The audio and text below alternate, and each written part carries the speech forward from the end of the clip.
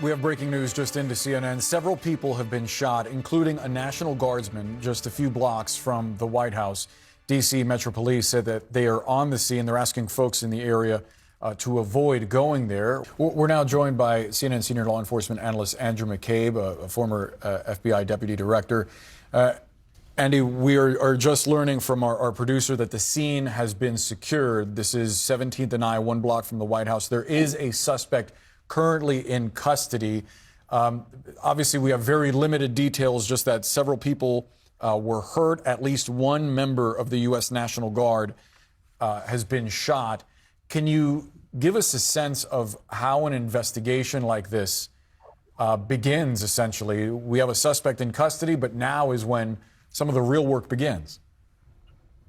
Yeah, absolutely. So especially if we go back maybe half an hour or so before we learn this, just knowing there's been a shooting in that area, as Chief pointed out, you've got so many different agencies that are overlapping each other in this space. DC Metro PD clearly in the lead here. This is their turf, but you're in between the White House, where you have Secret Service, you've got Park Police. They have locations that they're responsible for all over the city. You've got the other federal agencies like the FBI. So there's the capability of a massive response. And usually I've seen it in responding to many situations in DC. You get an over response. People, officers on the street self-deploy to the area around the spot because they want to be helpful and they want to be able to kind of see what they can, see what they can accomplish. And that's not that can be challenging with traffic and getting, if you have medevac issues, it's tough to get ambulances in and out of there. But for this, where you're looking for a subject, the more law enforcement, eyeballs that you can put on that problem, the better off you are. So this is also an area where there is an extraordinarily high degree of video capture. Most of that is private businesses, residences, things like that will have street-facing video capture. And so one of the first things you'll see law enforcement do is immediately start hitting the businesses in that area, that 17th and I. Intelligence analyst and former FBI supervisor, Rob D'Amico. So Ken, what exactly do we know? Basically just what you said, Katie. This shooting, I'm told, occurred near the White House in a place called Farragut Square in downtown D.C. We're seeing video on social media of police rushing to the scene. I checked in with the Secret Service because they protect the White House and was told that 2 uniformed National Guard members were involved in a shooting. At least one of them was struck. Their condition is not known.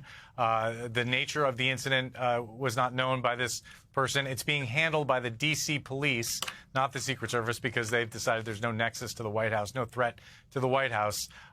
So the circumstances of this incident are unclear.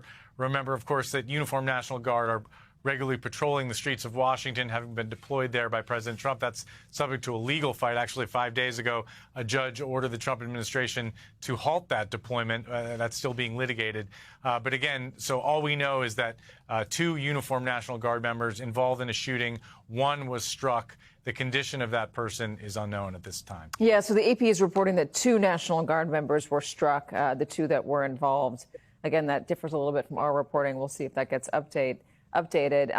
Ken, you were saying that your sources have said there's no nexus. The FBI is saying no nexus. What does that mean? The Secret Service, meaning there's no investigative, there's no angle for them to investigate this. They've already concluded there was no threat to the White House or the president. It's a shooting that occurred in D.C., and so it's being investigated and responded to by the D.C. police, not by the Secret Service. It remains to be seen. I've also checked in with the FBI. It's unclear at this point whether they will get involved. But right now, the D.C. police is responding, Katie. All right. So the president is not in Washington right now. He's not at the White House, even though the White House is on lockdown. He, is in Florida for the holiday break. J.D. Vance is, in Fort Campbell, Kentucky. In terms of how hard it is to investigate situations like this, Ken, who ends up taking the lead when you have a shooting? And Capitol Police might normally deal with this sort of thing, but you have a shooting so close to a place like the White House. Well, the agencies work together so much anyhow. So if there was, like, as Ken said, if there was any nexus to someone had been trying to get in the White House, or if it was a federal building, they'll decide that. All the other crimes, DC's are originally going to, start investigating it. And then if it turns out a nexus to some type of federal thing where the FBI may have lead or Secret Service, but they do that all the time because those properties are on top of each other. They literally sit there, and there's so many federal agencies.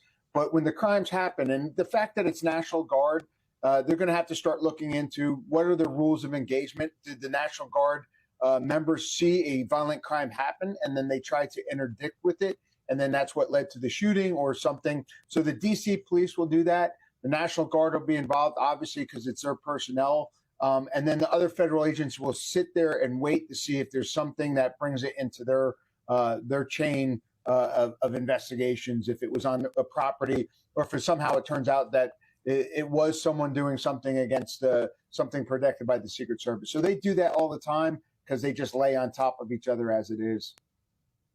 All right, the White House has just issued a statement. Caroline Leavitt says the president is aware, he's been briefed. They're actively monitoring this tragic situation. Again, we don't know the status of the National Guard members. The AP is reporting that 2 National Guard members were shot. Let's also bring in MSNL law enforcement analyst and former U.S. Capitol Police Chief Tom Manger. I'll get you on that question I just gave to Rob D'Amico, which is the complicated nature of policing in D.C., especially when you're close to the White House, but now especially when it involves a federal officer like a National Guard member. Yeah, as you may know, the National Guard has been spending a lot of time at different metro stations, and Farragut, the Farragut area actually has a couple of metro stations there. So it would be very likely that you had National Guard folks at those subway stations.